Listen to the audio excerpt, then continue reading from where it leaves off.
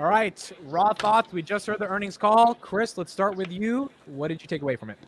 I'm buying some fucking shares. That's what I'm going to do. What? I got to do it now. Why? Dude, yeah. Why, Chris, after selling out about 8 months ago, are you finally convinced to buy some shares? Because it's profitable. You buy profitable companies. And especially if they're saying, hey, this is going to be achievement goal for us. You know, there are companies out there that take maybe like 5 years, 10 years after they IPO to get to a point where they're gap profitable. If they're saying, hey, you know what, we're gap profitable and that's going to be a goal that we're going to start going with, why not? Makes total sense, you know? So yeah, I'm definitely fucking buying, you know? It looks like they're actually able to capitalize on this. And you know what? They got fucking coach strapped now. So I can't help but invest. Oh, man, that's amazing. That's amazing. All right, Adam, what are your raw thoughts? I have a lot of stuff to say on this, and then we'll keep going. Go ahead. Couple of words that Karp was saying. Entrepreneurs. He kept stressing we're entrepreneurs. And all that means is, to me, is he's shifting gears. He's like, we see an opportunity, we're entrepreneurs, and we're going to seize the opportunity. He kept saying, I value you, which is not what he was saying in the other calls. He was basically saying, everyone could go fuck themselves. I'll do what I do. If you like it, you like it. If you don't, then you don't. He kept mentioning that we strive to achieve profitability, which is not what he was saying the other earnings call. All he said is we're just growing, and I'll see you in 5 years. And I like that he says we're going to reduce costs in international to focus on U.S. business, and he's going to push towards this AI. So I like it. I love it. Yeah.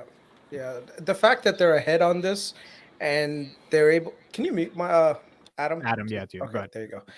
Yeah, I was gonna say, now that they're focusing on this, I'm like 99% sure the institutional holders are gonna start looking.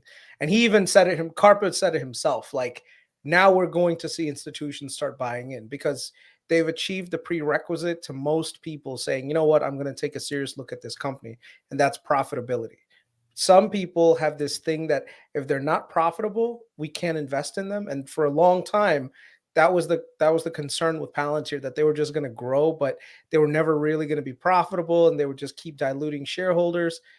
So now I think there will also be a point where they're going to take some of that SBC, reduce it down, and just pay their employees more. Because if you have operating cash flows that are growing and you already have a nice cash pile, all you have to do now is just say, you know what, instead of your compensation being like 70% SBC, just make it fucking 50% SBC or 25% SBC, and we'll do cash compensation more, you know, which ends up helping out. Or they could even buy back some shares in the future to reduce that down. So yeah, I think this is a turning point. This is a 2019 moment for like a very similar 2019 Tesla moment for Palantir. The only thing I'll say to the bulls is be patient. Don't like go too crazy thinking that this is going to be $20 tomorrow. Don't go too crazy with the buying yet. Do not go crazy and be like, fuck this. Tomorrow morning, I'm going to buy a $20 call. I know that this is how this is how sometimes these meme communities are. And I don't want to call us the meme community, but this is how sometimes a community can develop, where people will take unreasonable bets and then lose money. Like, be smart about it. Don't go like 1 month out and be buying a $20 call option. You know, even if it's like, oh, you know what, this is going to go to the moon tomorrow. Things like this take time. You know, like look at right now, the price is already starting to come down a little bit. The euphoria went up, it came down. So let's not be that community that's just like, fuck it, let's buy GameStop at $400, you know, because I want to be an instant millionaire by next Monday. Just the best way that I would say to play this company, in my opinion, would be just to DCA. You know, you have a paycheck, take a few dollars, put it in, and don't look for the next 10 years. And I think relatively that'll work out.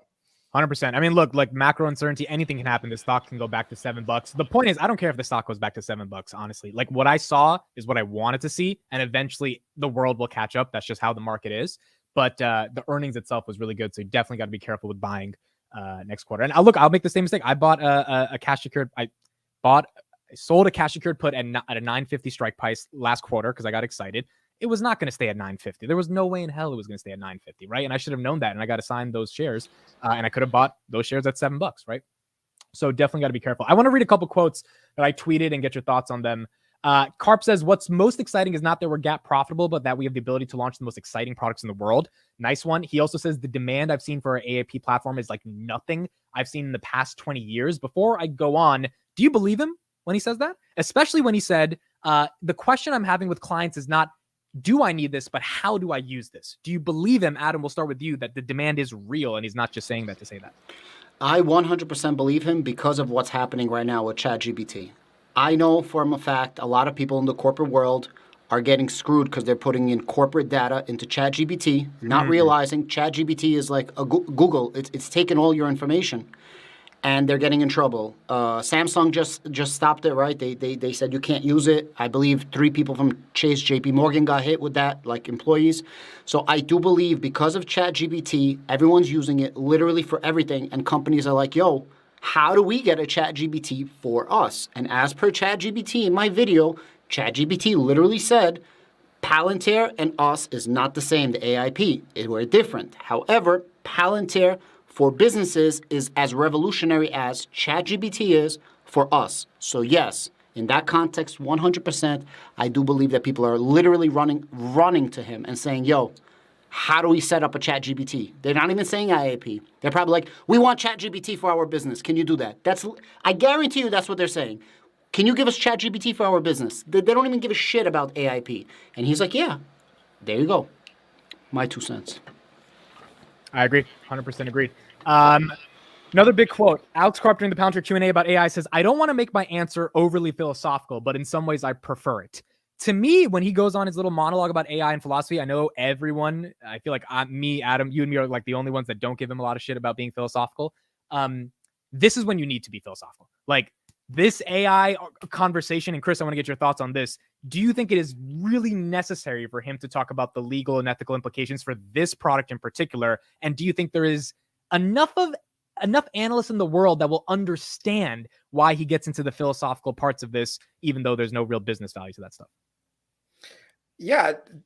One of the things is about 10 years ago, most people, when they got technology, they didn't even consider this part of their like requirements that, hey, the software has to have certain, guardrails around it, has to be a certain thing. Like the privacy concerns were not really a thing. You don't need to have a lot of auditing features to see who's logging in and doing all this other stuff. But as people and companies have modernized, they've realized that you're going to need tools to do that, right? So yeah, I think Palantir is actually has a big moat because they've already developed everything around it. So think of it this way: one of the use cases we are looking at, like the Chat GPT, I know they call it AIP. You want to be able to find out how the answer came about. So if you ask a question, hey, X, Y, and Z, the answer that comes out is great, but you also kind of want to see, like, how did you come to that answer? Because I need to track back and see if it's something that's valid or if I need to modify the data or whatever in the background. So yeah, I think Palantir's ahead on this one. So hopefully they're able to capitalize. Yeah, and I think Scribemo in the chat makes a good point. 100%, this is too cutting edge and world ending to not be philosophical. This is why when Elon said, let's pause AI, Karp was like, look, I agree, it's too powerful, but Russia and China are not pausing AI. There are American companies, ironically, funding, OpenAI competitors in China and Russia. So like, we really got to make sure we have a stranglehold on this for the protection of our democracy. And that's not trying to fearmonger. That's like legit, given what we've seen over the past 10 months. Another big quote from Karp. Adam, what's your thoughts on this? Our goal for AI is to just take the whole market. We have no pricing strategy. What did you feel when he said that? Listen, I love it. I honestly think Karp shifted. We called it a while ago, around 4 months ago. I was saying it, that he hired a marketing team, a public relations team, whatever the fuck you want to call it. And he's playing the game. He's basically telling everybody, you guys can go fuck yourselves. Fuck around and find out. We're going to whoop your ass. And there's no chance whatsoever you guys are going to compete. Now he's just shifting the narrative. That's all. He's like implanting seeds in your mind.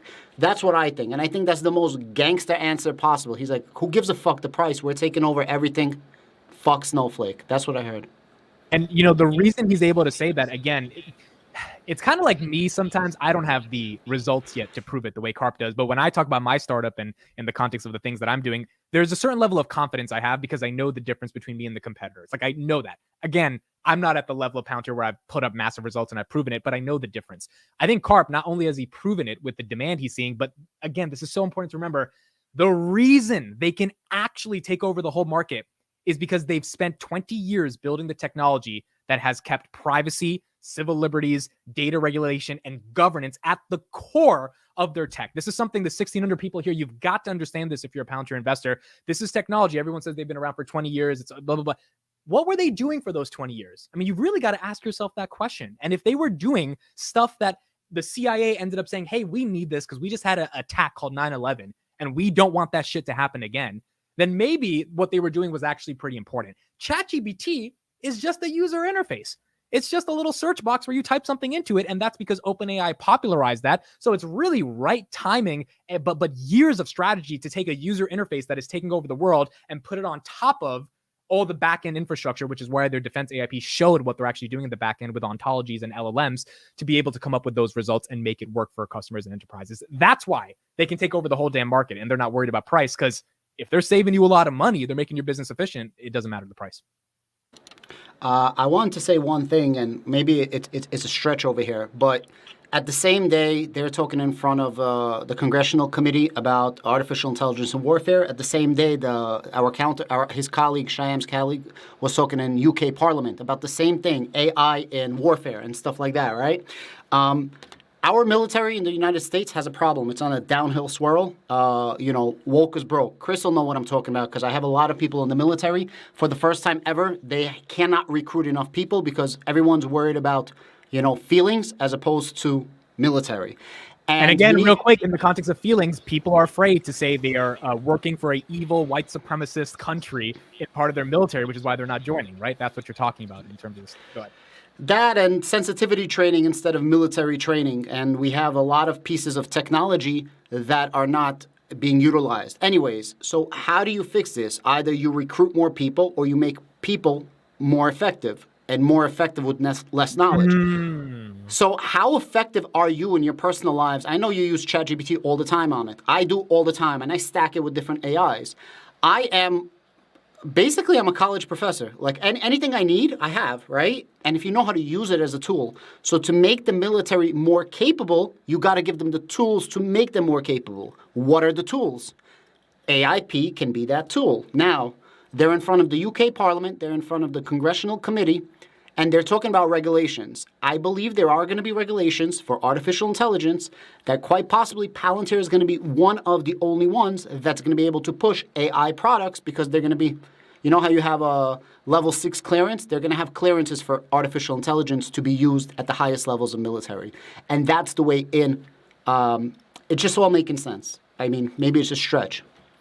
So the guy who was I listened to the entire discussion with Courtney Bowman, because Courtney Bowman was in the UK Defense Ministry conversation. And let me tell you, that one that Arnie put up on his channel? Yeah, that guy was is a great one. That was a great one. He is smart. Like, you could tell that this guy knows what he's talking about, and he was schooling every single one of them in there. I just want to say one thing about and just a comment about the military thing.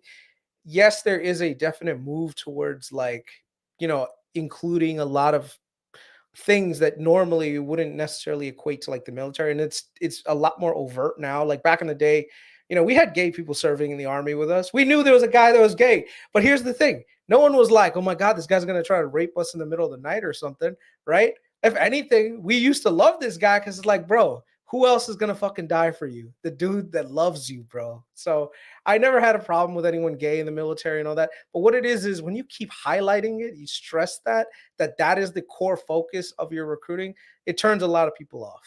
And yeah, and the other thing is that I think more concerning than the gay thing though, and the transgender thing, is the attack on white people. Like, if you look at where the majority of the people that come in the military serve from, they're Southern white people. Southern a lot people. of people. Yeah. So you can't be like every single person that comes is like, oh yeah, you have privilege. It's like, bro, I grew up in a fucking trailer park with a single mom. Like, what fucking privilege do I have? That's the kind of logic that you can't use and paint everyone just based on the skin color. That's like the dumbest fucking thing. So yeah, if they've got recruitment issues, it's because it's self-inflicted. One quick sentence on that, and we can move on. So, nothing wrong. Transgender, gay, nothing wrong. Everybody can do whatever they want with their life. That's the whole point of the United States. My issue is you don't need to highlight exactly what KRIS is saying. Like, you don't need a separate barracks for that. You don't need to do sensitivity training for 2 hours to talk about how to act. At the end of the day, you all have guns. You guys all have each other's back. That's it. It's a non-issue. It's literally a non-issue. It's only an issue because people are making it an issue, and you're wasting time. The drill sergeants are wasting time. You can't call sir or ma'am anymore to drill sergeants. Like, bro, are you crazy? Like, you can't say it no more. And this is what they're pushing. Anyways, that's my take on that. America. S&P 500. That's our last topic for this one. Thank you, 1,500 people, for still being here. Real quick, 10 p.m., Finance Junkies. It's a podcast. You're going to enjoy it. We're going to be here breaking down pound earnings. There's 2 bears that love to sit in their little bear cave on that podcast. You guys are going to love today's podcast. S&P 500 seems like we're getting in early 2024. KRIS, raw thoughts on what that means for the stock before we get into the S&P. Look at the other companies that have gotten into the S&P and what happened to their stock prices after. That's all I'm going to say. All you have to do is look at company prior to joining S&P, company after joining the S&P, and where are they today? That's all. Adam, thoughts on the S&P? First, I want to say me and you predicted it correctly, right? We had a hypothesis. We were both thinking the same, way, and it turns out that as well. Pat ourselves on the back. That's good. If there was any questions that we're going towards S&P 500, and there's any questions that they completely shifted gears to this new narrative of let's play nice with Wall Street, while still saying, hey, we're outsiders. Now they're playing the game, right? Like, oh, we're the outsiders. Yeah. But they're not. They're trying to get in, right? And make people feel bad for them. They're making a story. They are saying 100%, if you guys didn't figure it out yet with the letter, and your name is not Amit, then we are going in the S&P 500. That is where we're going. And as KRIS said, all companies up. And this should probably get a lot of people that are going to be interested, institutional investors, in Palantir. And, double digits up when you hit the S&P 500, leading up. Not the day of, right? And leading Tesla was up. 40% a month before they officially got in. But it's more so everything put together. The narrative is shifting. If you guys play poker, shifting gears. That's exactly what happened. We completely shifted gears, and yeah, that's what's up. I'm super stoked. Super stoked. Yeah. Look, my final thoughts. Last quarter, getting GAAP profitable was a big indication. They decided to really become fiscally responsible and make 2023 their year versus 2025. This quarter, saying they will be GAAP profitable consecutively. Introducing AIP because the tech was ready. Luck is really opportunity plus timing. You've worked hard. Now it's your opportunity. They got their opportunity. They took advantage of it. They built it, as Sham said, within days. And now it's going out into the world. Demand for that product is increasing. And that shareholder letter, plus this entire call, plus the earnings report basically said, the demand for this thing is going to make us bigger than what you guys can imagine. And we plan to take over the whole market. We just need to have time to execute. And then finally on the financials, 60% increase in booking value. Stock-based compensation already on pace to be down more than 30% year over year. I mean, this is something where, and I got to go deeper through the numbers. Maybe there be international growth, international CAGR being less than 10%. That's the only thing where it's like, it sucks. And honestly, Carp can't really control that. The international markets, they're international markets. It's a little bit harder. Hopefully they can figure out what they have to do. As Carp said, he's going to cut costs there. If they can grow that to at least 15% by the end of the year, I would be happy. But U.S. commercial, as David Glaser, the CFO, said, is what's going to get them GAAP profitability. And then they got to do all the rest of the stuff to sustain that, and then eventually get institutional investors to come in by the end of 2023 as they enter the S&P 500. So I think this is a bullish earnings call. We got a lot more to go through, a lot more to analyze throughout the next week. But I'm excited. And I think the market has reflected that, being up about 20%. Yeah, the one thing, he did say that towards the end of the year, SBC is going to go up a little bit. But that's probably because if they're working on expanding and everything else, that means that they're going to have to hire some people and pay out some SBC. So yeah, SBC might go up. So if they can keep, it's down at 91 million right now. So if they can keep it down for a couple quarters and then increase it towards the end, maybe it bounces out like 15% decrease, which is not the worst side. So. Yeah. All right. That's it, everybody. Thank you for the 1,400 people still here. Please follow the Twitter. Chris is on Twitter. Adam is on Twitter. I'll put all those in the description as this ends. Means a lot. Thank you guys for joining. Finance Junkies tonight, 10 p.m. Palantir Weekly. We will talk to you guys, and throughout the whole week, we'll have more coverage. We'll see you then, everybody. Have a great one.